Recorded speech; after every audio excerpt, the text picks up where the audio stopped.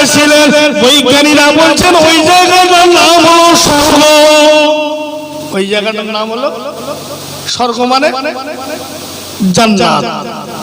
আর তাকবীর তো নারে তাকবীর। তাহলে বৈজ্ঞানিকরা স্বীকার করেছে যে প্রথম যিনি ছিলেন উনি স্বর্গে ছিলেন। তাহলে স্বর্গের থেকে যদি কোনো মানুষ দুনিয়ায় আসে তাহলে কিছু না কিছু একটা পুরস্কার থাকবে তো স্বর্গের। পৃথিবী ভ্রমণ করতে শুরু করলেন, খুঁজতে শুরু করলেন যে জায়গায় আদম আলাইহিস সালাম এসেছিলেন ওই জায়গাটার নাম হলো চীন অথবা ভারতবর্ষ। প্রথম যিনি এসেছিলেন আব্বাজান আদম আলাইহিস সালাম কোথায় এসেছিলেন? শরণদ্বীপ, চীন। ওখানে খোঁজ শুরু করলেন। খুঁজতে খুঁজতে খুঁজতে খুঁজতে দেখা গেল কাশ্মীরের আল হেরা, লিখে রাখুন, কাশ্মীরের আল হেরা বলে একটা মসজিদ আছে। সেই মসজিদের ভিতরে বর্তমান মুসা নবী আলাইহিস সালামের হাতের যে আশাবাড়ি ওইটা, ওই জান্নাত থেকে আমাদের আব্বাজান মেসওয়াক হিসেবে এনেছিলেন। বৈজ্ঞানিক সেটাকে রিসার্চ করে করে দেখেছেন এই রকম লাঠি বা এই রকম গাছের ডাল পৃথিবীর জঙ্গল, পৃথিবীর যত গাছ, সমস্ত গাছ রিসার্চ করে দেখেছেন ওই গাছের সমতুল্য কেউ নয়। তাই বৈজ্ঞানিকরা বলেছেন মানুষ কোনোদিন বাঁদর থেকে নয়, মানুষ হচ্ছে আল্লাহর কুদরতি মাটির থেকে। জোরে বলুন, আর একটু জোরে বলুন। সেই মানুষ আমরা। আমাদের কাছে যে নবী আসছেন আশ্চর্যের বিষয়, আল্লাহ কজন ফেরেশতাকে ডেকেছিলেন? চারজন। চারজন ফেরেশতা চলে আসলেন। আমার আল্লাহ পাক চারজন ফেরেশতাকে বললেন, হে আমার ফেরেশতারা, একজন উত্তর দিকে চলে যাও, একজন দক্ষিণ দিকে চলে যাও, একজন পূব দিকে চলে যাও, একজন পশ্চিম দিকে চলে যাও। যাও, পুরো পৃথিবীটা মেপে দেখো তো। একটু বাড়াও না সোনার ভাই, একটু বাড়াও ফোনটা, কারণ আমাদের রাতের পর রাত জলসা গলা পড়ে যাবে ভাই। আল্লাহ তোমার ভালো করুক, একটু মাইকটা বাড়িয়ে রাখো ভাই। মাপছেন চারিধার থেকে মেপে সুন্দর করে ঠিক করে দিলেন। মাপ শুরু হয়ে গেল। জিবরাইল আমিন মাপা শুরু করলেন। হযরত মিকাঈল মাপা শুরু করলেন। হযরত ইসরাফিল মাপা শুরু করলেন। মাপতে মাপতে মাপতে মাপতে চারজন ফেরেশতা মেপে পৃথিবীর যে জায়গাটা মধ্যস্থল হলো ওই জায়গায় দাঁড়িয়ে গেলেন। আয় আমার আল্লাহ, আয় আমার আল্লাহ, আমরা পৃথিবীটা মাপলাম, মেপে মেপে পৃথিবীর যে জায়গাটা মাঝখান হলো এই জায়গাটা হলো মক্কাতুল মুআজ্জামা। জোরে বলো, পৃথিবীর মাঝখান তারিখ কোনটা? মক্কা শরীফটা হলো পৃথিবীর মাঝখান। আল্লাহ পাক বললেন, হে আমার ফেরেশতারা, না না না না না, ওই জায়গায় তোমরা দাঁড়িয়ে যাও। আকাশ থেকে মাটি আনা হলো, লাল রঙের মাটি। ওই মাটিটা এনে ওই চার কোণায় ছড়িয়ে দিয়ে ম্যাপ করে দিলে এটা হলো পৃথিবীর মাঝখান। সেই চার কোণা যে মাপ দেওয়া হলো সেই চার কোণা ঘরটা এখন বর্তমান কি? জোরে বলো, কাবা শরীফ। মাপ হয়ে গেল, মাপ দিয়ে দিলে আল্লাহ পাক বলেন, জিবরাইল ওই যে মাপ দেওয়া হলো তুমি জানো ওই যা হলো ওইটা হলো বাইতুল্লাহ, ওটা হলো কাবা শরীফ। কাবা শরীফ কিসের মাথায় আসে না। জিবরাইল আমিন বললেন, আয় আমার আল্লাহ, এই যে ঘর বিশিষ্ট চার কোণা যে ঘর হলো কাবা শরীফ, এখানে তওয়াফ করবে কারা?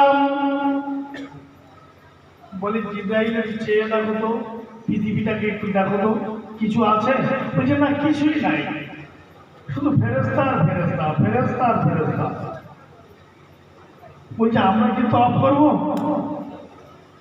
বাইতুল মামুনের ফেরেশতাদের খাবার হয়েছে, তাহলে এই খাবার আমার খাবে। জিবরাইল আমিন প্রশ্ন করলেন, হায় আমার আল্লাহ, হায় আমার আল্লাহ, আমরা যে দেখতে পাই আমরা ফেরেশতা রয়েছি, কত ফেরেশতা আছে জানি না আল্লাহ, আপনি ভালো জানেন। তবে ফেরেশতাদের কাবা উপরে রয়েছে, তবে এই কাবাটায় কারা তওয়াফ করবে? কারা কারা কারা?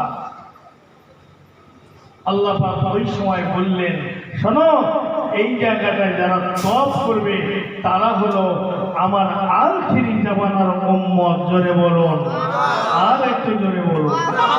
শুধু তাই নয়, আখিরি জামানার উম্মতদের জন্য আমি আল্লাহ এই কাবাটা তৈরি করব। শুধু তাই নয়, এই কাবাটা মানুষের জন্য, যারা এই কাবায় এসে একবার চোখটা দেবে, এই কাবায় এসে একবার ঝাঁপ দিয়ে পড়বে, এটা আল্লাহর কাবা। আমার আল্লাহ বলছেন, বান্দা যখন কাবাটা সামনে রেখে আমি আল্লাহ আমার দরবারে দোয়া চাইবে গো, এই বান্দার জীবনের সমস্ত গুনাহ আমি আল্লাহ মাফ করে দেব। কাবায় গেলে মাফ হয়ে যায়। কেমন মাফ হয়? কাবাতে আমি আমার জীবনে 33 বছর বয়সে আমার আল্লাহ নিয়ে গিয়েছিলেন, খুব বাচ্চা বেলাতে।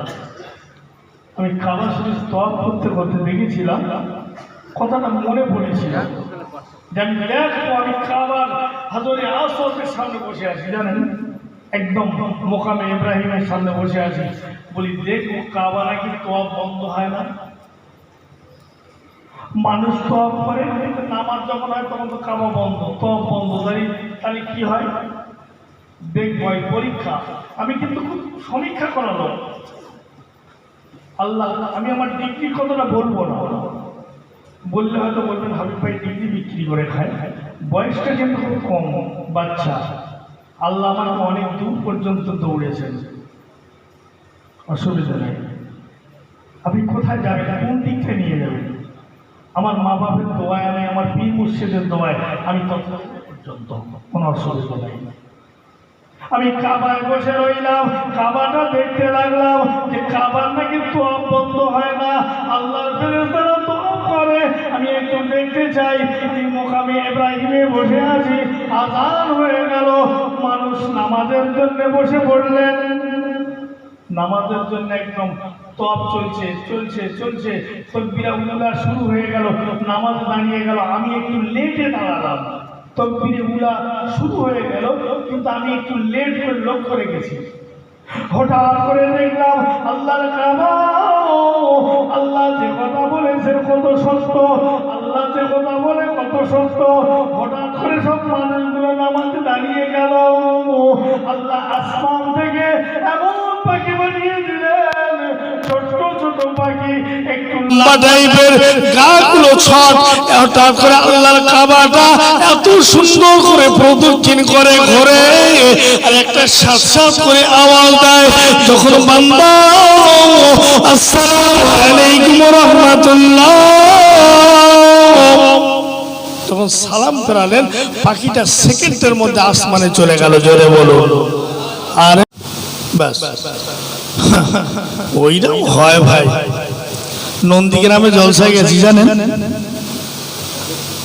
নন্দীগ্রামে জলসায় গেছি। তো সেখানে জলসা করতে করতে একজনা উঠে বলছে, হুজুর কি আর বলবো, এখনো ভাত খাইনি।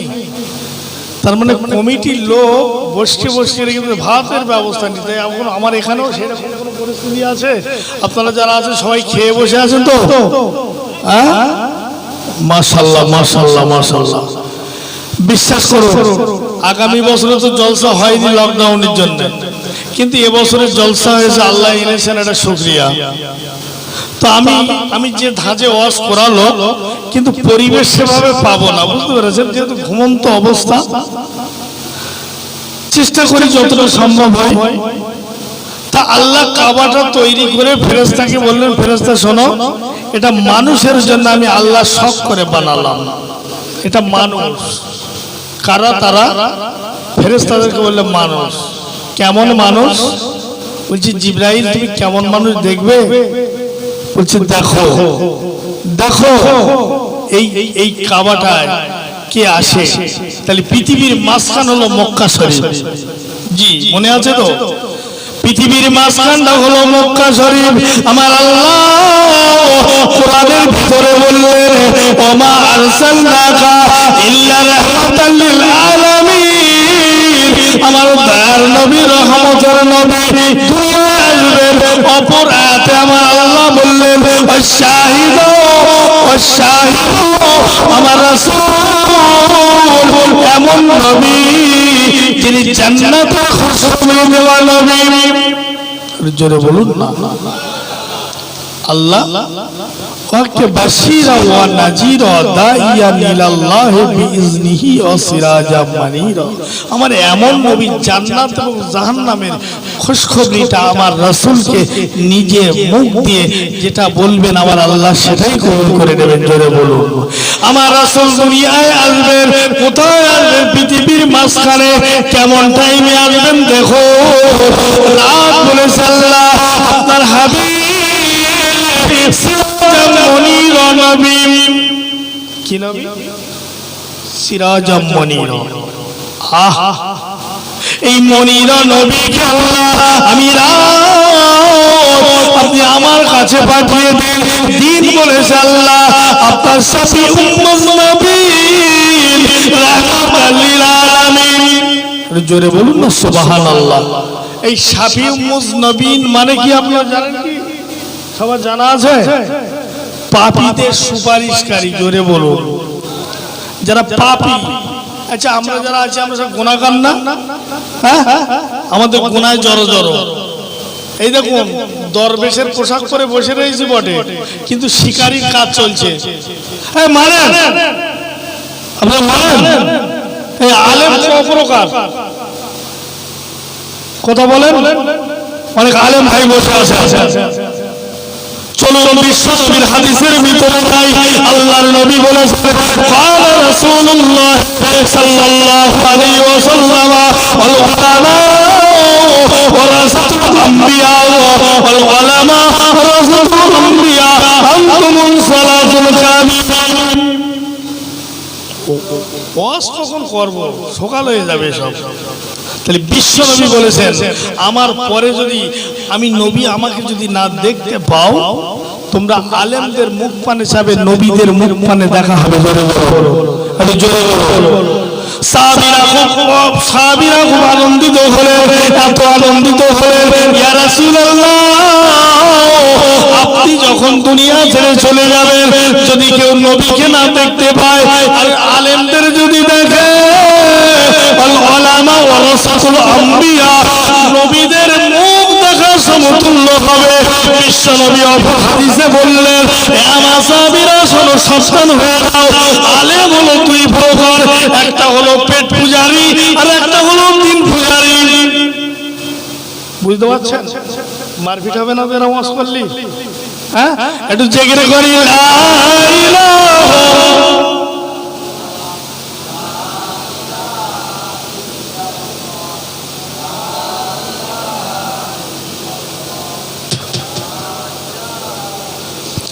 জান্নাতেরি গেট লেখা, এই জান্নাতেরি পাতায় লেখা, ভুল গলে মন চোখে লেখা, বান্দারি নসিবে লেখা, লা ইলাহা। খুব মহব্বত।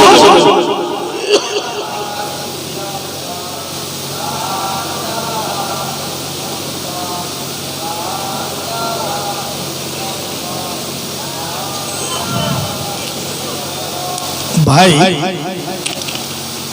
কিছু সময় আসে ন্যায্য কথা বলতে হয়। তাহলে বিশ্বনবী বললেন আলেম কয় প্রকার? ক প্রকার? আপনি প্রমাণ করে নেবেন। আরে হাবিব ভাই আসুক আর না আসুক, ন্যায্য কথাটা বলে একটু আলেম সদরাই কি দেখি। বিশ্বনবী বললেন, কান খাড়া করে শুনে রাখো, যদি কোন আলেম বিতর্ক করে গোলার টুটিটা ধরে আমাকে ফোন করবে। কেন? আলেম দুই প্রকার কিনা প্রমাণ করিয়ে নেবেন। একজন বসে আছে 2 বছর ধরে ফোনে কথা হয়েছে, বয়সের কথা বলেছি?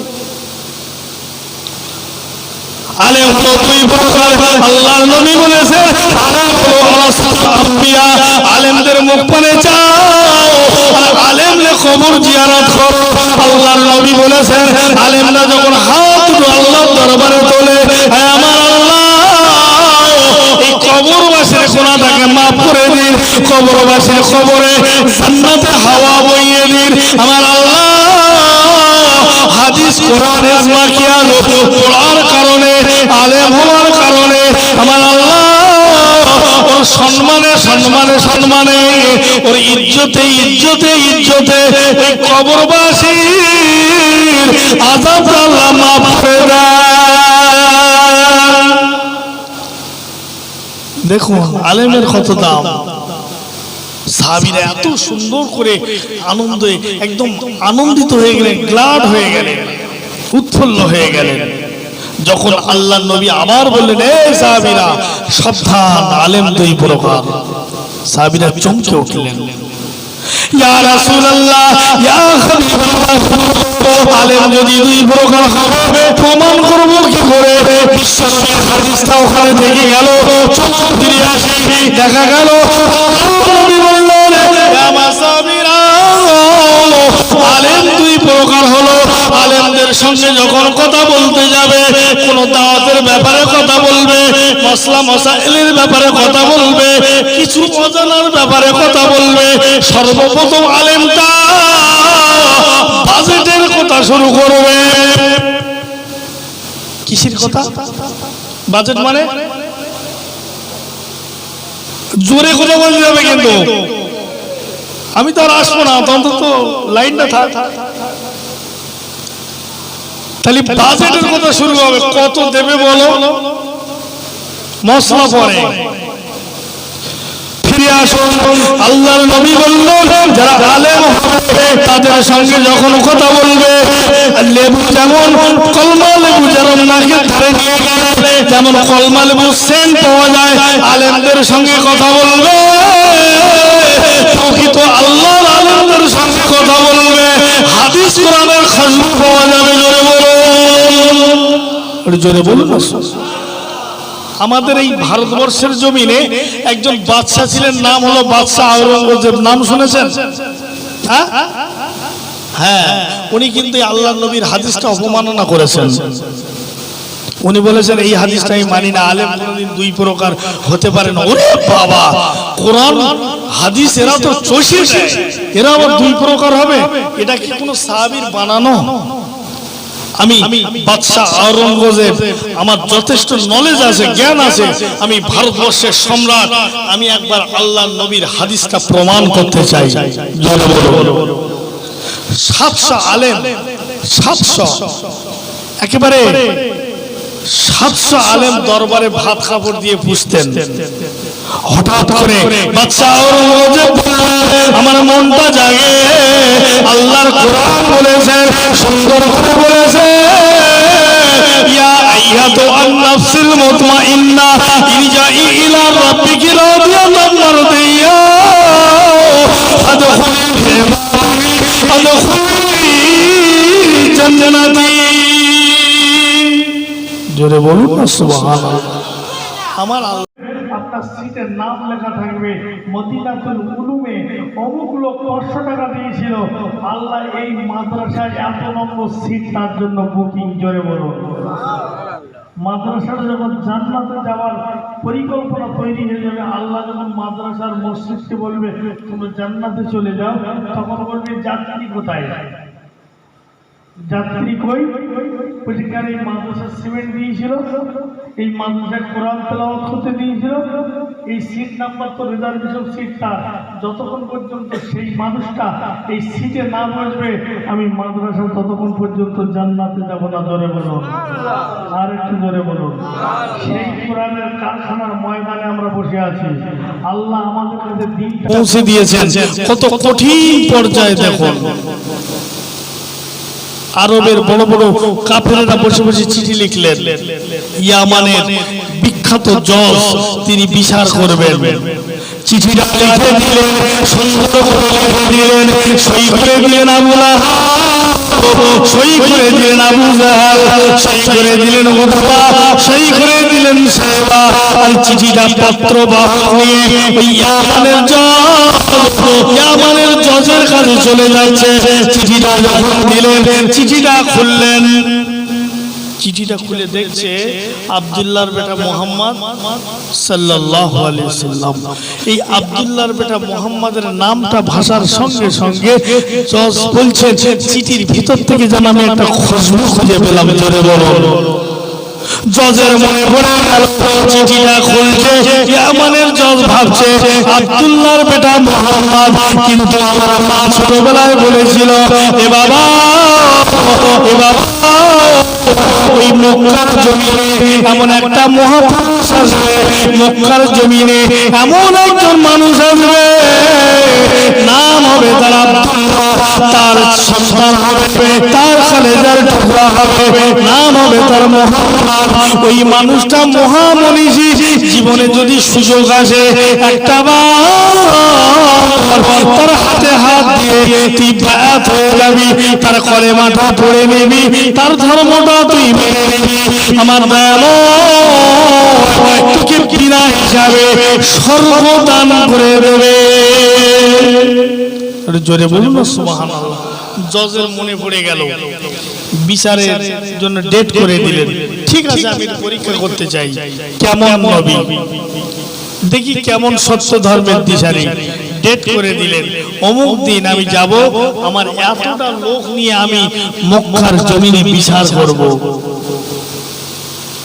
কোথায় বিচার? মক্কায় বিচার। চিঠিটা উল্টো পিঠে আমার লিখে দিলেন,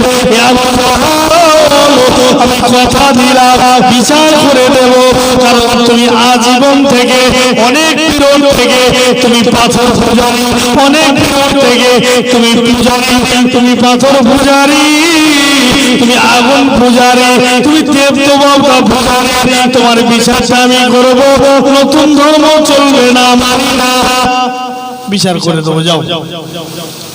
আবু জাহাল খুশি হয়ে গেলেন, সুন্দর করে দুটো চেয়ার অর্ডার দিলেন।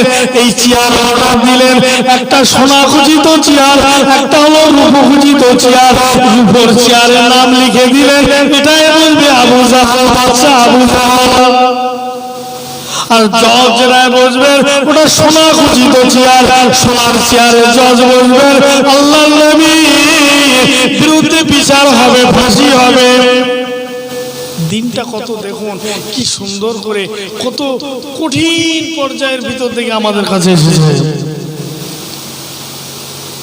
এই ওয়াজের মজলিসে বসে আছেন, যদি ওয়াজ না শোনেন আপনাদের গুনাহ হবে না, কিন্তু যদি ফজরের নামাজ কেটে যায় বিপদ হয়ে যায়। যার জন্য নামাজ কাজা করবেন না। আমরা ওয়াজ করি তো, বিশ্বাস করুন আপনার হাবিব ভাই বলছেন, অন্য কেউ বলে না। বহু বক্তা ওয়াজ করে করে সব তক্তা হয়ে গেছে। কতটা ফজরের নামাজ কাজা হয়েছে, কতটা ঈশার নামাজ কাজা হয়েছে, একটা জলসাতে আর একটা জলসা করবে বলে আসার খেয়ে যাচ্ছে, তার ঈশার নামাজ নেই, অসল লাভার আগে হা করে। খুব সাংঘাতিক ব্যাপার। আরে বাবা, দরকার নেই আমার, অন্তত নামাজের টাইমটা অবশ্যই নামাজ পড়তে হবে, বাচ্চাদেরকে নামাজ পড়া শেখাতে হবে, ফ্যামিলিটাকে ইসলাম মুক্ত করতে হবে, ইসলাম প্যাটার্সের ভিতরে আপনাকে থাকতে হবে। তাহলে দেখবেন আপনার পেরেশান থাকবে না, কেউ কিছু করতে পারবে না, আপনাকে নাড়াতে পারবে না। চলে আসো, চিঠি লিখে দিলে বিচার আমি করবো, নতুন ধর্মের বিচার করবো। যখন থেকে আসছেন বহু সৈন্য নিয়ে আসছেন, বহু সৈন্য নিয়ে মক্কা শরীফে পৌঁছে গেলেন। আবু জাহালের রুমের ভিতরে বসে আছেন। বিচারের মঞ্চ তৈরি হবে কোথায়? কাবা শরীফের হারাম শরীফে যখন মঞ্চটা তৈরি হলো, দুটো চেয়ারে, একটা চেয়ারে জজ বসে রইলেন, একটা চেয়ারে আবু জেহেল বসে রইলেন। আল্লাহর নবীকে ডাক দিলেন, এই আব্দুল্লাহর বেটা মুহাম্মদকে ডেকে দাও। আমার জল বসে বসে বসে বসে লক্ষ্য করে দেখছে, লক্ষ্য করে দেখছেন। আমি লক্ষ্য করে দেখতে চাই সেই নবী কিনা, সেই কোরআনের নবী কিনা, সেই নবী কিনা তাওরাতের নবী কিনা। তাওরাতের নবীকে, তাওরাতের নবী, তাওরাতটা এসেছিল মুসা নবীর কাছে, কিন্তু তাওরাতটা ছিল নবী মুহাম্মদের জন্য। জোরে বলুন, জোরে বলুন। কেমন নবীর জন্য এসেছিল জানেন? তাওরাতের ভিতরে আমার রাসূল আসবেন তার ম্যাপ পয়েন্টিং করা ছিল। সময় থাকলে বলবো আমার রাসূলের জন্য তাওরাতের ভিতরে রাসূলকে কত সম্মান আল্লাহ দিলেন। একটা পয়েন্ট বলি, তাওরাতের ভিতরে আমার নবী মুহাম্মদের নামটা আল্লাহ ৭০ জায়গায় লিখেছিলেন। ক জায়গায়? আর নবী মুসার নামটা আল্লাহ তাওরাতের ভিতরে ৭ জায়গায় লিখেছিলেন। তাফসীর খুলে দেখুন, দেখা গেল ওই মুসা নবীর জামানার একটা মানুষ নাম হলো তার আবু হারেসা। সে আল্লাহ নবীর প্রতি হিংসা করে নামটা কেটে দিলেন, আল্লাহর সঙ্গে সঙ্গে তার চেহারাটা গোসাপ বানিয়ে দিলেন। ৫০০ বছর আল্লাহ তার হায়াত দান করেছিলেন গোসাপটার, যতক্ষণ পর্যন্ত আল্লাহর নবীর কাছে ক্ষমা চেয়েছেন ততক্ষণ পর্যন্ত তার মরণ হয়নি। বিশ্বনবী এটাও বলেছেন, তোমরা খবরদার খবরদার, জীবনে মরণের আগে যদি কোনো মানুষের গালে চড় মেরে থাকো, ঋণ করে থাকো, অন্তত ক্ষমাটা চেয়ে নেবে। আল্লাহর নবী দেখিয়ে দিয়েছেন, আল্লাহর নবী নিজে ছোট হয়ে দেখিয়ে দিয়েছেন, বড় হয়েও দেখিয়ে দিয়েছেন। আমরা উম্মতে মুহাম্মাদি, আমার রাসূলের কৃষ্টি কালচারটাকে, আমার রাসূলের চলাফেরাটাকে আমাদেরকে মেনে নিতে হবে।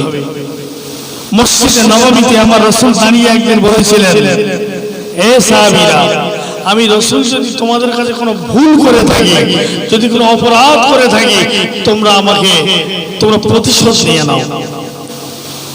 অবাক হয়ে যাবে শুনলে। মসজিদ নববীর ভিতরে আল্লাহর নবী সাইয়্যিদুল মুরসালিন রাহমাতাল লিল আলামিন নবী আমার এত সুন্দর করে বললেন, ক্ষমা করে দাও। একথা রাসূল বললেন না, এ সাহাবীরা, আমি রাসূল যদি তোমাদের কাছে যদি ভুল করে থাকি, তোমরা প্রতিশোধ নিয়ে নাও। এটা রাসূল শিক্ষা দিলেন উম্মতে মুহাম্মাদীদেরকে। একজন সাহাবী উঠে দাঁড়ালেন, ইয়া রাসূলুল্লাহ, ইয়া হাবিবাল্লাহ, আপনি আমাকে এমন করে মেরেছিলেন, চাবুক দিয়ে আমার পিঠটা লাল হয়ে গিয়েছিল। আমি রাসূল, অবশ্যই অবশ্যই অবশ্যই তুমি আমার কাছ থেকে প্রতিশোধ নিয়ে নাও। সাহাবীটার নাম জানেন? অনেক আলেম ভাই রয়েছেন এখানে। আক্কাস রাদিয়াল্লাহু তাআলা আনহু উঠে দাঁড়িয়ে বলেছিলেন, ইয়া রাসূলুল্লাহ, আপনি আমাকে মেরেছিলেন। আল্লাহর নবী বললেন, আক্কাস, তুমি বন্ধুত্ব কাজ করেছো, আমি রাসূল, এটা আমার জানা ছিল না, কিন্তু ভুলটা সংশোধন করে নেব। আক্কাস, আমি রাসূল, আমাকে তুমি মেরে আদায় করে নাও। আচ্ছা বলুন তো, বিশ্বনবীর গায়ে সাহাবীরা মারবে, এটা অবাক কাণ্ড না? মসজিদ ভর্তি মুসল্লি বাঘের মতো চেয়ে রয়েছে। আক্কাস রাদিয়াল্লাহু তাআলা দাঁড়িয়ে বললেন, ইয়া রাসূলুল্লাহ, আপনি আমাকে পিঠটা আগলা করে মেরেছিলেন, জামাটা খুলে মেরেছিলেন। হযরত খলিফায়ে ওমর দাঁড়িয়ে উঠলেন, এত রাগ রেগে গেলেন। আল্লাহর নবী বললেন, ওমর, তুমি বসে যাও, বসে যাও, আমি রাসূল, আমার ঋণটা শোধ করতে দাও, ঋণটা শোধ করতে দাও। আল্লাহর নবী বললেন, জামাটা এখানে খোলা যাবে না, তাহলে জামাটা আমি সাইডে খুলে তুমি আমাকে প্রতিশোধ নিয়ে নাও। আল্লাহর নবী জামাটা খুলে ফেললেন। আক্কাস রাদিয়াল্লাহু তাআলা রেডি হয়ে গেলেন, দাঁড়িয়ে গেলেন। জামাটা যখন খুলে ফেললেন, আল্লাহর নবীর যে নোংরা ছিল, পিঠে যে ছিল ছিল, আক্কাস রাদিয়াল্লাহু তাআলা আল্লাহর নবীর ওই নোংরাতের উপরে চুম্বন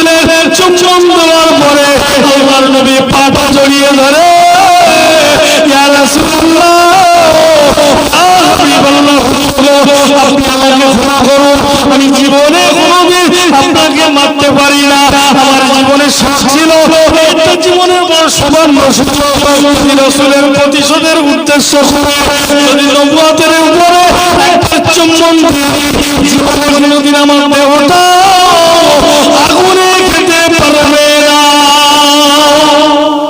জোরে বলুন না সুবহানাল্লাহ।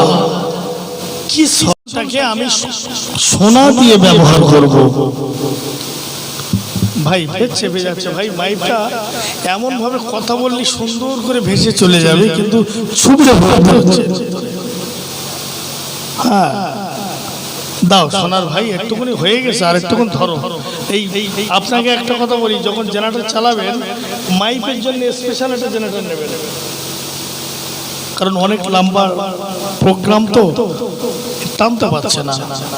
মাইক ভালো কিন্তু টানতে পারছে না, কারেন্ট ভোল্টেজ নেই। যখন আওরঙ্গজেব সুন্দর করে ফতোয়াটা চাইলেন, 699 জন আলেম উঠে দাঁড়িয়ে বললেন, সম্রাট জাহানানা অবশ্যই আপনার জন্য জায়েজ। একজন বললেন, এ জাহানানা, আল্লাহর কোরআন যেটা বলেছে হালাল সেটা হালাল, আল্লাহর কোরআন যেটা বলেছে হারাম সেটা হারাম। কেন? 699 জন আলেম বলে দিল, এই সম্রাট জাহানানা, এই সম্রাট জাহানানা আপনার জন্য জায়েজ। একজন বলল আমার জন্য না জায়েজ, হারাম। এই ওকে জাল্লাদকে খবর দাও, জাল্লাদকে খবর দিয়ে দাও, ফাঁসি দিয়ে দাও। ফাঁসির মঞ্চে দাঁড় করিয়ে দেওয়া হলো। দিয়ে বলো সম্রাটের জন্য এটা জায়েজ কিনা? বলছে সম্রাটকে আমি চিনি না, আমি আল্লাহর কোরআন যে কথা বলে আমি সেটা বলি। জোরে বলুন। সম্রাট বললেন, আওরঙ্গজেব বললেন, আমি একজন আলেম, আমি একজন বুদ্ধিজীবী, আমি একজন এডুকেটেড, আমি একজন শিক্ষিত মানুষ, আমি জানি আল্লাহর নবী বলেছিলেন আলেম একটা হলো পেট পূজারি আর একটা হলো পেট পূজারি। এই 600 আলেম শোনো, 699 জন আলেম এরা হলো পেট পূজারি।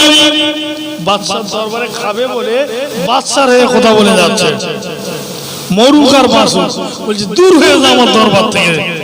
699 জন আলেমকে বের করে দিলেন, একজনকে বললেন এই হলো আল্লাহর আলেম। জোরে বলুন। বর্তমান জামানায় সঠিক জায়গা খুঁজে পাওয়া বড় কঠিন। আমার ভাইরা শোনো, সময় কম, কিন্তু আমরা এমন পরিস্থিতির সম্মুখীন হয়ে দাঁড়িয়েছি, আল্লাহ আমাদের যেন গাইবী মদদ দিয়ে আল্লাহ যেন হেফাজত করে। জোরে বলুন। আমার সোনার চাঁদেরা, কোন রকম বিতর্কে যাওয়ার জায়গা নাই। একমাত্র আল্লাহর দুনিয়ায় যারা কলেমা পড়নেওয়ালা, আল্লাহর প্রতি বিশ্বাসী, এদের চুল পরিমাণ পশম নড়বে না। জোরে বলুন। আর একটু জোরে বলুন। কেমন নড়বে না তার একটা প্রমাণ দেখে নেন। আল্লাহর কোরআনে যাই চলুন। এখানকার লোক নাকি কোরআন ভালোবাসে, শুনেছি। এরা নাকি কোরআন এত ভালোবাসে, যেহেতু মদিনাতুল উলুম, এখানে কোরআন শিক্ষা, কোরআনের কারখানা, আর এখানকার মানুষ কিন্তু বেশিরভাগ কিন্তু কোরআন শরীফের তেলাওয়াতটা ভালোবাসে। যেহেতু আল্লাহ কোরআনে বলেছেন, দ্বীনের কথা বলেছেন, দ্বীন। দ্বীন দ্বীন শব্দের অর্থ খুব লম্বা, তবে মুখতাসার শুধু তার একটা পয়েন্ট বলি। যারা দ্বীন প্রসারে বেরিয়ে যায়, দ্বীনের দাওয়াত দেয়, যারা এখান থেকে অন্য জায়গায় চলে যায়, দ্বীনের দাওয়াত দিতে চলে যায়, এই নবিয়ানা কাজগুলো যারা করে, বিশ্বনবী বলেছেন দ্বীনের দাওয়াত দিতে যারা যত দূরে যাবে, তাদের ইন্তেকালের পরে আমি রাসূল তত কাছে তাদের চলে যাব। জোরে বলুন। আর একটু জোরে বলুন। আল্লাহর নবী বলেছেন, সুন্দর করে শুনে রাখো, আল্লাহর কোরআন আবার বলতে লেগেছেন, আমার রাসূল এত মর্যাদাবান, আমি আমার রাসূলকে এত সম্মান দিয়েছি, আমার রাসূলকে এত মান মর্যাদা দিয়েছি, আমার রাসূলকে এত ইজ্জত দিয়েছি। এমন একটা টাইম এসেছিল তামাম আরবটা একদিকে চলে গেল, আমার রাসূল, আমার হাবিব একদিকে দাঁড়িয়ে গেলেন। এমন একটা দিন এসেছিল, এমন একটা সময় এসেছিল, গোটা আরব একদিকে চলে গেল, আমার রসুল একলা একদিকে দাঁড়িয়ে রইল।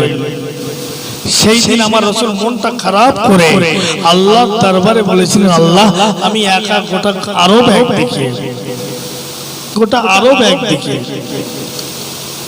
আল্লাহ পাক বলেন, হে জিবরাইল আমিন, আয়াতটা তুলে ধরো, আমার কোরআনটা নাযিল করে দাও আমার রাসূলের সামনে। আমি আল্লাহ গায়বী কোরআন, আমি আল্লাহ আমার রাসূলের মনটা খারাপ লাগে তুমি জানিয়ে দাও, আমার রাসূলকে বলে দাও আমি রাসূলকে আরবের জমিনে, পৃথিবীর জমিনে একলা ছেড়ে দিইনি। আমার রসুলকে পৃথিবীর জমিনে আমি আল্লাহ একলা ছাড়িনি, এটা তুমি জানিয়ে দাও। আমি আল্লাহ স্বয়ং রসুলের সঙ্গে রয়েছি। জোরে বলো, আর একটু জোরে বলো। এই জিবরাইল কোরআনটা জানিয়ে দাও, ওয়ালা ফাআলা বিল যিকরা। হে রাসূল তোমার জিকির মর্যাদাকে, তোমার দিনটাকে, তোমার সম্মানটা এত মর্যাদাবান করেছে, তামাম পৃথিবী যদি একদিকে চলে যায়, আমার রাসূলের ইয়া রাসূলুল্লাহ ইয়া হাবিবাল্লাহ হুজুর গো, আপনার বিন্দু মাত্র পছন্দ নড়বে না।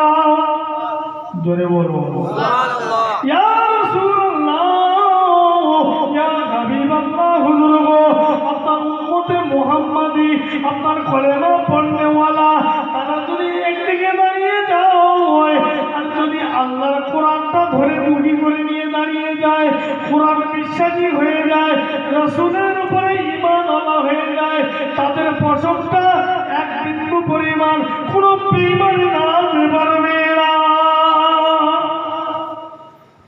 এমন আমার রাসূল, কি রাসূল, মুহাম্মদ দরুদ শরীফ পড়ে আল্লাহ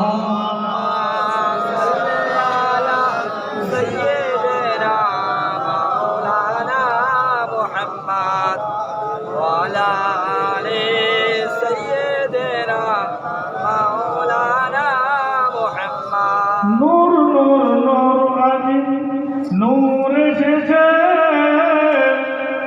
নূর নূর নূর আজি নূর এসেছে, সারার বুকে আজ ফুল ফুটেছে, আয় আয় কে দেখিবি নূরেরই পুতুল, আয় আয় কে দেখিবি নূরেরই পুতুল, আর মা আমিনার কোলে আজ মুহাম্মদ রাসূলুল্লাহ। খুব মোহাম্মদের সঙ্গে ভাই,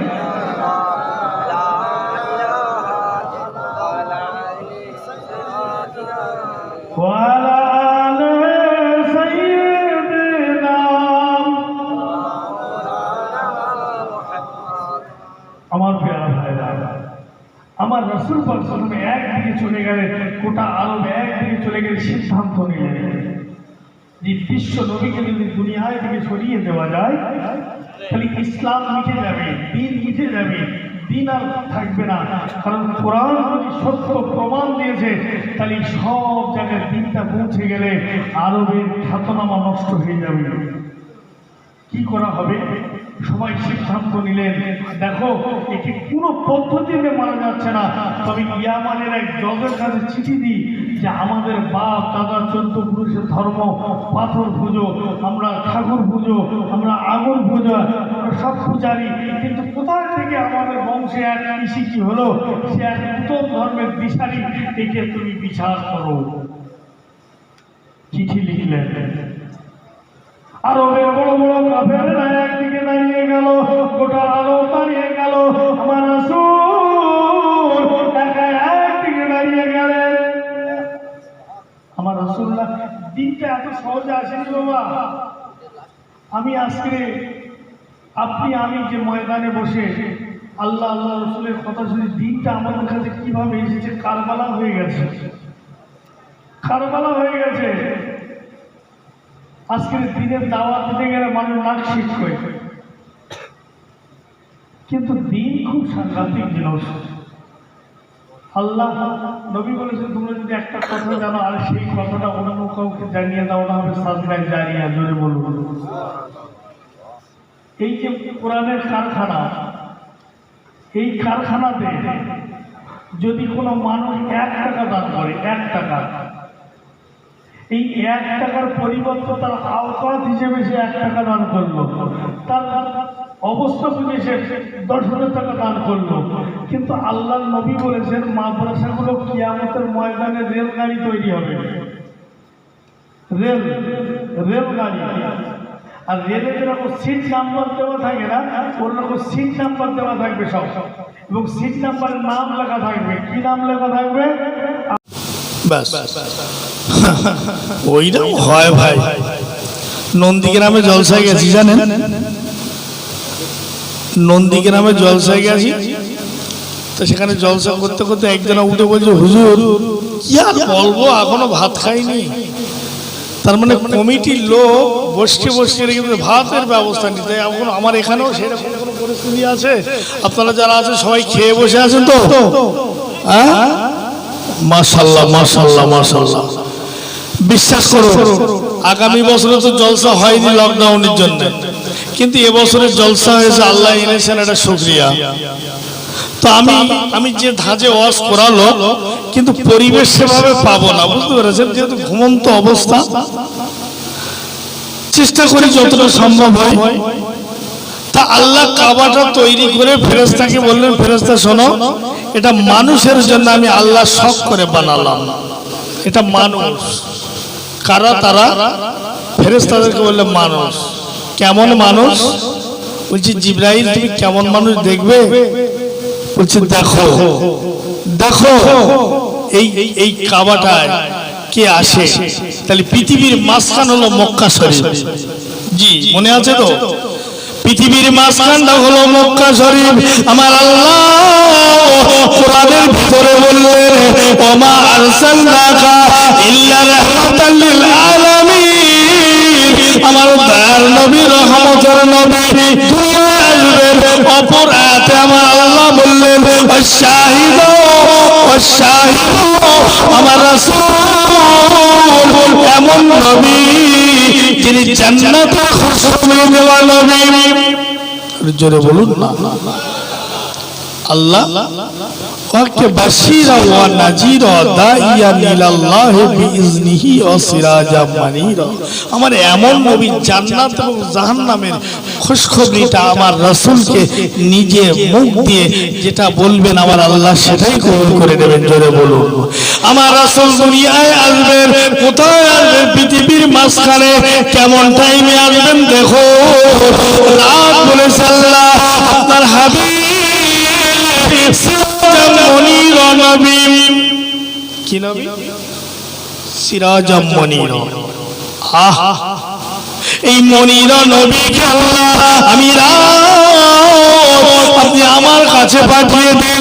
দিন বলেছে আল্লাহ আপনার সাথী উম্মত নবী রাহমাতাল লিল আলামিন।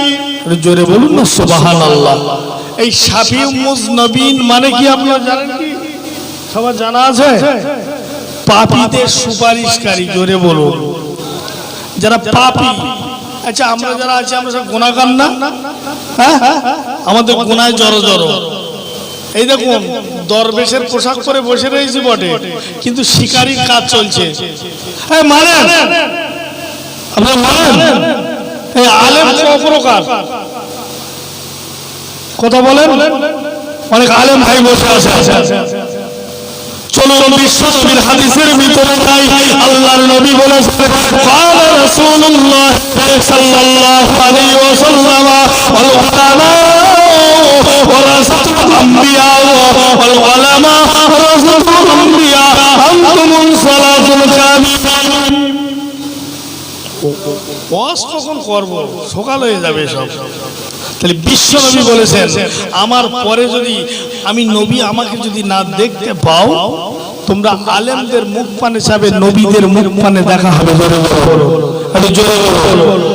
সাহাবীরা খুব আনন্দিত হলেন, এত আনন্দিত হলেন, ইয়া রাসূলুল্লাহ আপনি যখন দুনিয়া ছেড়ে চলে যাবেন, যদি কেউ নবীকে না দেখতে পায় আর আলেমদের যদি দেখে, আল উলামা ওয়ারাসাতুল আম্বিয়া, নবীদের মুখ দেখার সমতুল্য হবে। বিশ্ব নবী হাদিসে বললেন, হে আমার সাহাবীরা শোনো, সাবধান হয়ে যাও, আলেম হলো দুই প্রকার, একটা হলো পেট পূজারী আর একটা হলো দিন পূজারী। বুঝতে পারছেন? মারপিট হবে না বের আওয়াজ করলি? হ্যাঁ, একটু জেগে করি লা ইলাহা।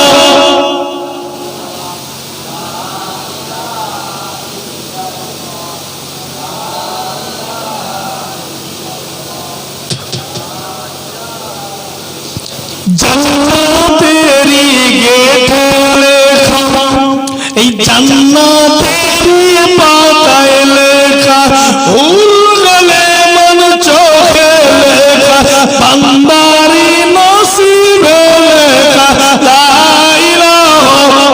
খুব মহব্বত।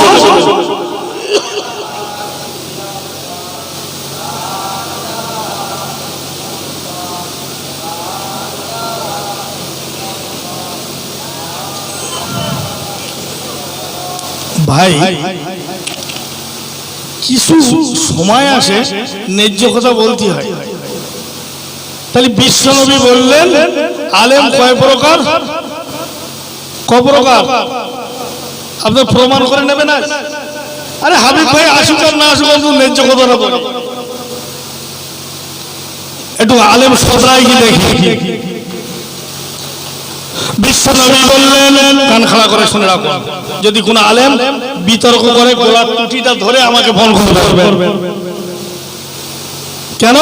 আলেম দুই প্রকার কিনা প্রমাণ করিয়ে নেবেন। একজন বসে আছে 2 বছর ধরে ফোনে কথা হয়েছে, আলেম হলো দুই প্রকার। আল্লাহর নবী বলেছেন আলেম হলো ওয়ারাসাতুল আম্বিয়া, আলেমদের মুখ পানে চাও আর আলেমরে কবর জিয়ারত করো। আল্লাহর নবী বলেছেন আলেমরা যখন হাত দুটো আল্লাহর দরবারে তোলে, হে আমার আল্লাহ এই কবরবাসীর গুনাহটাকে maaf করে দিন, কবরবাসীর কবরে জান্নাতে হাওয়া বইয়ে দিন আমার আল্লাহ। হাদিস কোরআন ইজমা কিয়াল পড়ার কারণে, আলেম হওয়ার কারণে আমার আল্লাহ ওর সম্মানে সম্মানে সম্মানে, ওর ইজ্জতে ইজ্জতে ইজ্জতে এই কবরবাসীর আযাব আল্লাহ maaf করে দেন। দেখুন আলেমের কত দাম। সাহাবীরা এত সুন্দর করে আনন্দে একদম আনন্দিত হয়ে গেলেন, গ্লাড হয়ে গেলেন, উৎফুল্ল হয়ে গেলেন। যখন আল্লাহর নবী আবার বললেন, এ সাহাবীরা সাবধান, আলেম দুই প্রকার, সাহাবীরা চমকে উঠলেন। ইয়া রাসূলুল্লাহ, ইয়া হাবিবাল্লাহ, আলেম যদি দুই প্রকার হবে প্রমাণ করব কি করে? বিশ্বনবীর হাদিসটা ওখানে থেকে গেল, চমক ফিরে আসে, দেখা গেল নবী বললেন, ইয়া মাসাবিরা, আলেম দুই প্রকার হলো। আলেমদের সঙ্গে যখন কথা বলতে যাবে, কোন দাওয়াতের ব্যাপারে কথা বলবে, মাসলা মাসাইলের ব্যাপারে কথা বলবে, কিছু অজানার ব্যাপারে কথা বলবে, সর্বপ্রথম আলেমটা বাজেটের কথা শুরু করবে। কিসের কথা? বাজেট মানে জোরে কথা বলতে হবে, কিন্তু আমি তো আর আসবো না, অন্তত লাইনটা থাক। তাহলে বাজেটের কথা শুরু হবে, কত দেবে বলো, মশলা পরে। ফিরে আসুন, আল্লাহর নবী বললেন যারা আলেম হবে তাদের সঙ্গে যখন কথা বলবে, লেবু যেমন কলমা লেবু যেমন নাকের ধারে নিয়ে গেলে যেমন কলমা লেবু সেন্ট পাওয়া যায়, আলেমদের সঙ্গে কথা বলবে, প্রকৃত আল্লাহর আলেমদের সঙ্গে কথা বলবে, হাদিস কোরআনের খুশবু পাওয়া যাবে। জোরে বলুন, জোরে বলুন। আমাদের এই ভারতবর্ষের জমিনে একজন বাদশা ছিলেন, নাম হলো বাদশা আওরঙ্গজেব। নাম শুনেছেন? হ্যাঁ, উনি কিন্তু আল্লাহর নবীর হাদিসটা অপমাননা করেছেন। উনি বলেছেন এই হাদিসটা আমি মানি না, আলেম কোনদিন দুই প্রকার হতে পারে না। ওরে বাবা, কোরআন হাদিস এরা তো চষে দেয়, এরা আবার দুই প্রকার হবে? এটা কি কোনো সাহাবীর বানানো? আমি বাদশাহ আওরঙ্গজেব, আমার যথেষ্ট নলেজ আছে, জ্ঞান আছে, আমি ভারতবর্ষের সম্রাট, আমি একবার আল্লাহর নবীর হাদিসটা প্রমাণ করতে চাই। 700 আলেম, 700 একেবারে 700 আলেম দরবারে ভাত কাপড় দিয়ে পুষতেন। হঠাৎ করে বাদশাহ আওরঙ্গজেব বললেন, আমার মনটা জাগে, আল্লাহর কোরআন বলেছে, সুন্দর করে বলেছে, ইয়া আইয়াতুন নাফসুল মুতমাইন্না ইরজাই ইলা রাব্বিকি রাদিয়াতান মারদিয়া আদখুলি জান্নাতি। জোরে বলুন না সুবহানাল্লাহ। আমার 700 আলেম দাঁড়িয়ে গেলেন।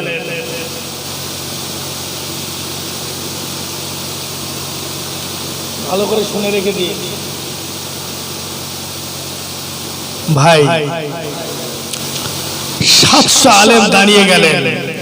বাদশাহ আওরঙ্গজেব বললেন, এই আমার এই যে তরোয়ালটা দেখছো, এই তরোয়ালের পিছনটা কি দিয়ে বানানো আছে বলো? 700 আলেম একসঙ্গে উঠে দাঁড়িয়ে বললেন, হুজুর, সম্রাট জাহাবানা, ওইটা কিন্তু কাঠ দিয়ে বানানো আছে। কি দিয়ে? কাঠ। বাদশাহ আওরঙ্গজেব বললেন, হে আলেমেরা শোনো, আল্লাহর আলেমেরা শুনে রাখো, আমি সম্রাট, আমি আওরঙ্গজেব বলছি, আমি কাঠ ব্যবহার করব না, আমি আওরঙ্গজেব এই পিছনটা, এই তরোয়ালের পিছনটা আমি সোনা দিয়ে ব্যবহার করব। আমি আওরঙ্গজেব, আমার জন্য কি জায়েজ হবে? আমি সোনা ব্যবহার করব, এটা কি আমার জন্য জায়েজ হবে? বলছেন আমি সোনা দিয়ে ব্যবহার করব। আলেমরা যেন একটু মাথাটা নিচু করে চিন্তায় করলেন। চিন্তা করে 699 জন উঠে বললেন, সম্রাট জাহাবানা, আপনার জন্য সোনাটা জায়েজ হবে। আচ্ছা, পুরুষের জন্য সোনা পরা কি? কেন জানেন? কেন? এটা মনে হয় জানা নেই। পুরুষ যদি সোনা পরে, শুনে রাখেন, পুরুষ যদি সোনা পরে তার সেক্সুয়াল নষ্ট হয়ে যাবে। আল্লাহর কোরআন তাই বলেছে, পুরুষের জন্য সোনা পরা হারাম। আর একটু জোরে বলো, যে সমস্ত মেয়েদের বাচ্চা হয় না, অনেকদিন বিয়ে হয়েছে বাচ্চা হয় না, বুঝলেন, এই সোনা যদি ব্যবহার করে, এই সোনার পানি যদি দেহের মধ্যে পুশ করে, মেয়েদের একটা রোগ হয়, রোগটার নাম হলো বাদক। মানে পিরিয়ড চলার আগে পেটের যন্ত্রণা হয়, কিন্তু মেয়েরা সোনার জিনিস পরলে পরে ওই পেটের যন্ত্রণাটা, বাদক যন্ত্রণাটা আল্লাহ সোনার কেন্দ্র করে ভালো করে দেয়। জোরে বলো। এখন বেশিরভাগ মেয়েরা সোনা পরে না, সিটি গোল্ড পরে। সিটি গোল্ড, যার জন্য বাদকের রোগটা বেশি।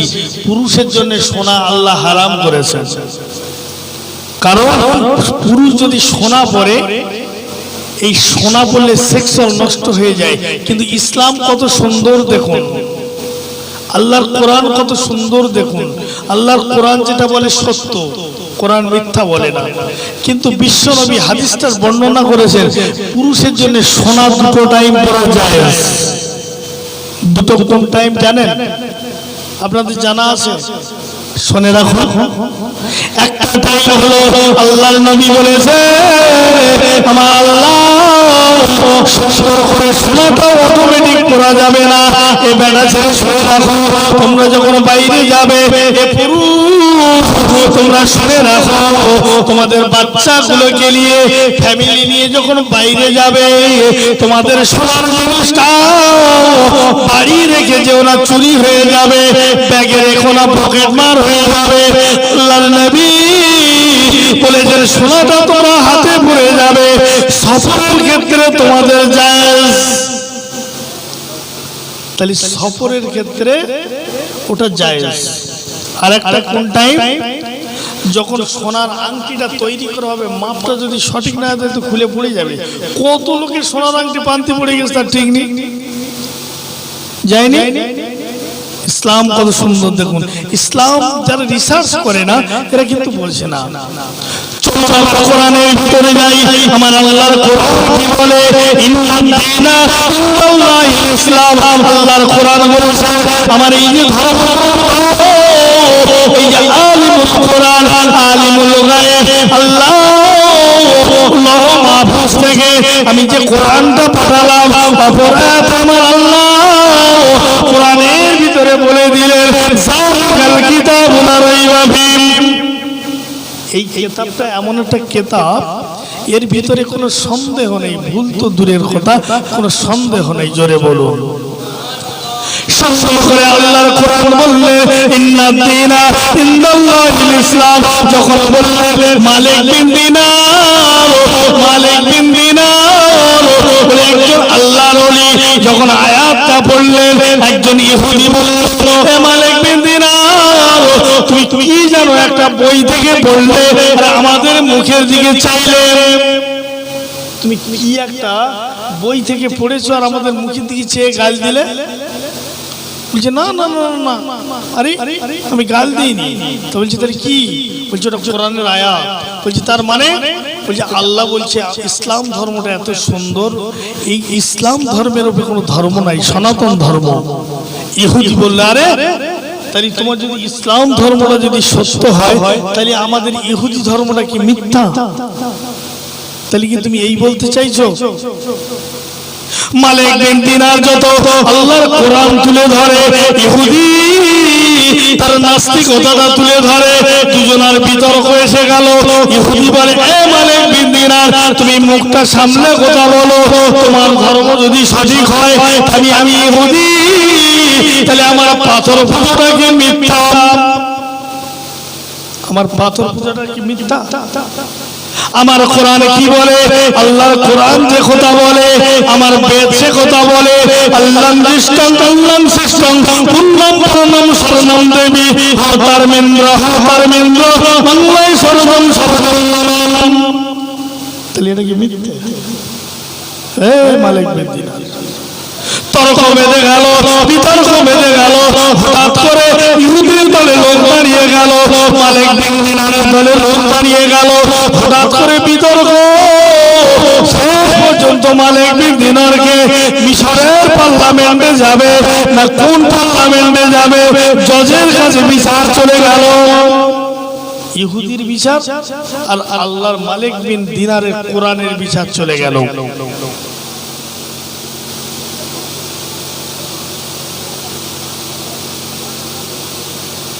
বিতর্ক চলে গেল পারস্যের পার্লামেন্টে। কি হলো? বলছে দেখো আমি মালিক বিন দিনার বলছি, আল্লাহর কোরআন যে কথা বলেছে আমি সেটাই বলেছি, কিন্তু ও বলছে না, ও ওর ইহুদি ধর্মগ্রন্থ থেকে ও কিন্তু একটা সুন্দর করে একটা বেদ তুলে ধরলো। বলছি তাই? তাহলে তোমার ধর্ম সত্য না ওর ধর্ম সত্য, আমি পারস্যের পার্লামেন্টে বিচারটা করে দেব।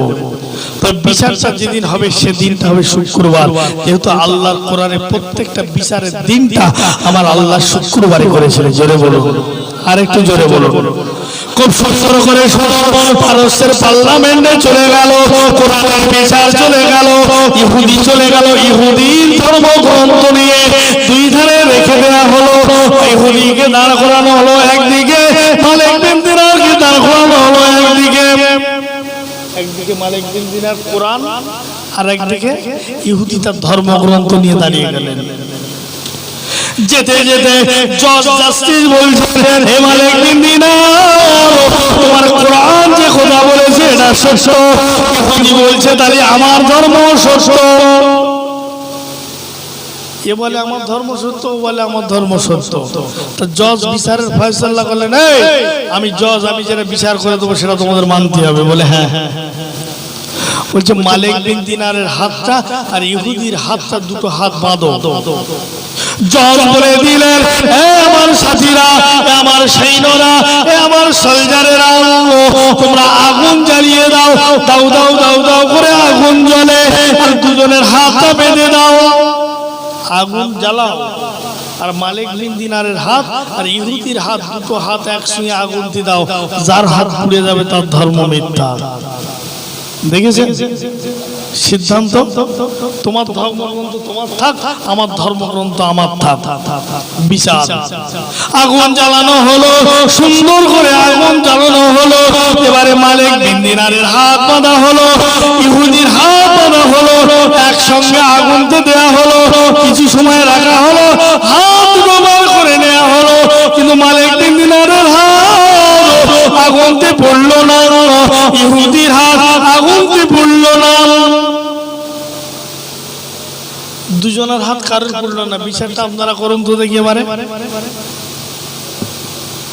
বর্তমান পলিটিক্যাল যুগ আর পলিটিক্যাল ওয়াজ, না তো ঘুম লাগে নাকি, লোক পড়ে যায় নাকি? কি হবে বিচারটা? চলো বাদশা হারুন আল রশিদ, আওরঙ্গজেব, এই দুটো ম্যাটারের উপরে শেষ হয়ে যাবে। তাহলে আওরঙ্গজেব বললেন, আমি আলেম যাচাই করতে চাই, দুই প্রকার আলেম কারা। বাদশা আওরঙ্গজেব সোনাটাকে